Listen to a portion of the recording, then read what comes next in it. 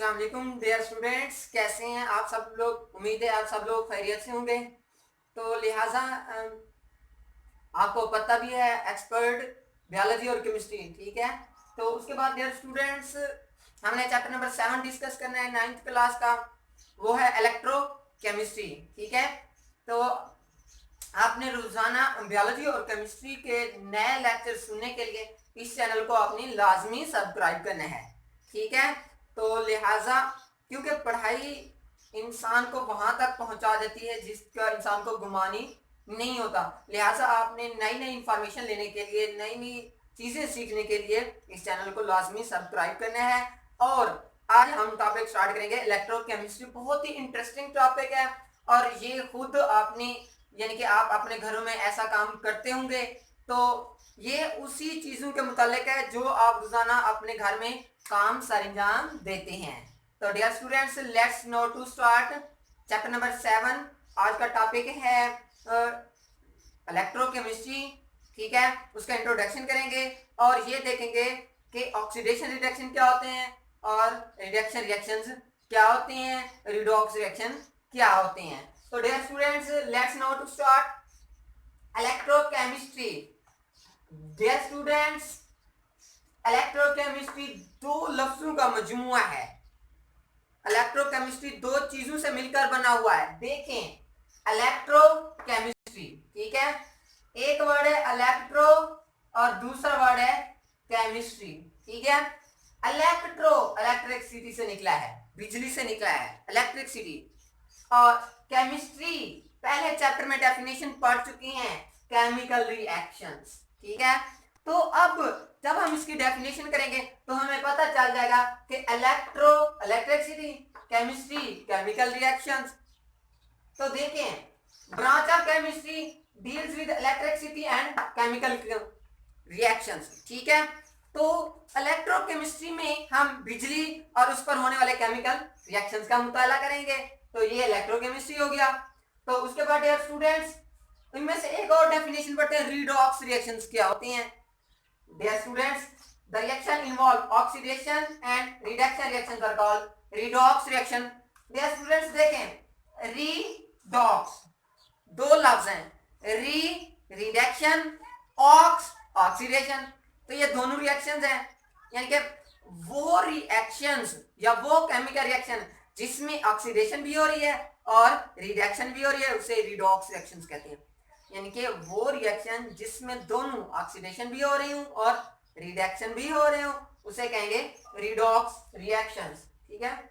The reaction involve oxidation and reduction reactions are called redox reaction. यानी दोनों reaction हो रहे हैं, ऑक्सीडेशन भी है और रिडक्शन भी।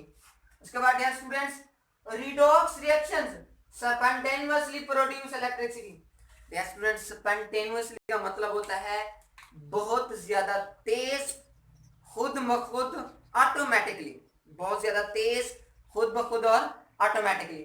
तो आप देखें, redox reaction spontaneously they produce electricity and drive non spontaneous reaction। redox reaction वो होती हैं जो खुद spontaneously होती हैं, ड्राइव नॉन स्पॉन्टेनियस जो दूसरे यानी कि सुस्त ऐसा होने वाले रिएक्शंस को तेज कर देती हैं, ठीक है। उसके बाद प्रोड्यूस इलेक्ट्रिसिटी, और ये बिजली पैदा करती हैं, ठीक है। तो अब मैंने आपको ये बताया कि स्पॉन्टेनियसली क्या होती हैं और नॉन स्पॉन्टेनियसली क्या होती हैं। अब इनके अंदर डिफरेंस करेंगे डियर स्टूडेंट्स, स्पॉन्टेनियसली रिएक्शंस और नॉन स्पॉन्टेनियस रिएक्शंस, ठीक है। डियर स्टूडेंट, इसकी मैं आपको एक ऐसी एग्जांपल दूं, ठीक है। कुछ स्टूडेंट ऐसे होते हैं जिनकी दिली ख्वाहिश होती है, वो ऑटोमेटिकली पढ़ना शुरू कर देते हैं, उसे किसी को कहने की जरूरत ही नहीं पड़ती, ठीक है, वालिदैन से मार भी नहीं पड़ती।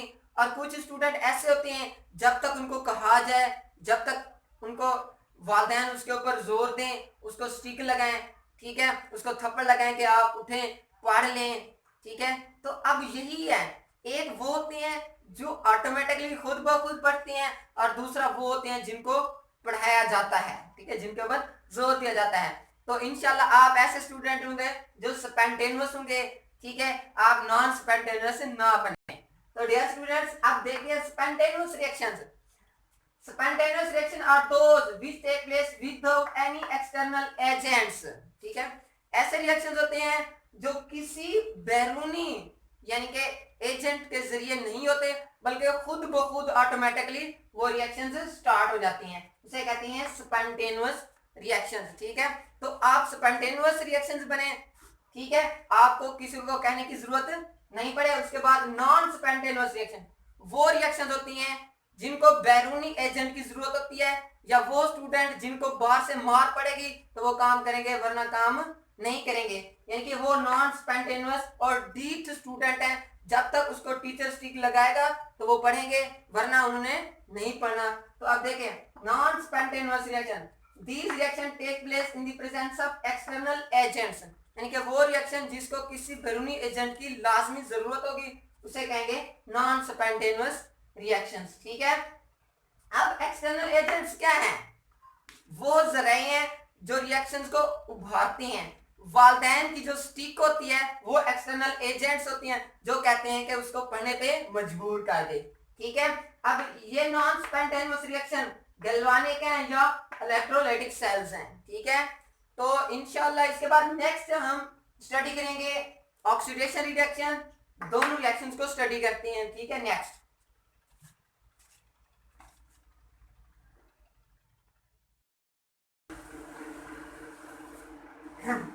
डियर स्टूडेंट्स, जैसा कि मैंने आपको बताया था कि हमने ऑक्सीडेशन रिएक्शन भी पढ़ना है। तो सबसे पहले इनके दरमियान डिफरेंस देखेंगे कि ऑक्सीडेशन क्यों कहते हैं और रिडक्शन क्यों कहते हैं। इनके दरमियान मेन डिफरेंस क्या है?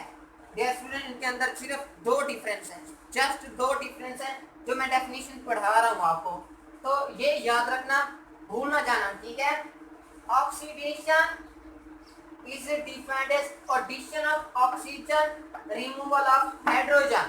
ठीक है, ऑक्सीडेशन, ठीक है, addition of oxygen, removal of hydrogen. ठीक है, दो बातें याद रखनी है। ठीक है, ऑक्सीडेशन में ऑक्सीडेशन यानी ऑक्सीजन से निकला है, मीन एडिशन ऑफ ऑक्सीजन। ठीक है, and removal of hydrogen is called oxidation reaction. ठीक है, उसके बाद यार students reduction, removal of oxygen. ठीक है, and addition of hydrogen is called reduction. एक डेफिनेशन याद रखेंगे, उसका उल्ट दूसरी डेफिनेशन है। ठीक है, अब आप एक डेफिनेशन को जब याद कर लेंगे तो आपने उसके उल्ट रिडक्शन कर देना है। ठीक है, ऑक्सीडेशन में एडिशन ऑफ ऑक्सीजन होता है, यानी ऑक्सीजन ऐड होती है, एंड रिमूवल ऑफ हाइड्रोजन, और हाइड्रोजन रिमूव होती है। तो इसका उल्ट होगा, रिमूवल ऑफ ऑक्सीजन है और एडिशन ऑफ हाइड्रोजन है। इसके अलावा both reaction take place simultaneously, यानी कि ये वो रिएक्शन है जो ऑटोमेटिकली होती हैं, खुद ब खुद होती हैं, किसी दूसरे को कहने की जरूरत ही नहीं पड़ती। वेयर ऑक्सीडेशन देयर रिडक्शन, जिस जगह पे ऑक्सीडेशन होगी उस जगह पे रिडक्शन होगी, बात ही खत्म। ठीक है, जहां ऑक्सीडेशन हो रही है वहां रिडक्शन हो रही है, जहां रिडक्शन हो रही है वहां ऑक्सीडेशन हो रही है। उसके बाद यार स्टूडेंट एग्जाम्पलें पढ़ेंगे कि इनकी एग्जाम्पलें मैं आपको अलग अलग बता रहा हूँ। ठीक है, addition and removal of oxygen. ठीक है, ये देखें addition oxygen and removal of oxygen, ये कैसे कैसे होती हैं। अब देखें ZnO जिंक ऑक्साइड इसको कहते हैं। ठीक है, ZnO zinc oxide plus carbon है C। ठीक है, अब देखें ZnO O ऑक्सीजन है, तो इधर देखें अकेला Zn है, इनमें से ये वाली ऑक्सीजन निकल गई है। अब यहाँ पे देखें कार्बन अकेला है। ठीक है, इधर देखें कार्बन के साथ ऑक्सीजन लगी हुई है, यानी कार्बन डाइऑक्साइड है। तो ऑक्सीजन ZnO से रिमूव हुई और कार्बन में ये ऐड हो गए। ठीक है, तो एक साइड पे ये ऑक्सीजन रिमूव हुई तो दूसरी साइड पे ऑक्सीजन ऐड हो गई, तो दोनों ये इकट्ठे हो जाती हैं। तो इसके बाद देखते हैं एडिशन या रिमूवल ऑफ हाइड्रोजन। हाइड्रोजन की बात करते हैं। देखें इधर H2SO है, यानी कि हाइड्रोजन सल्फाइड है, दो इकट्ठे हैं हाइड्रोजन भी है और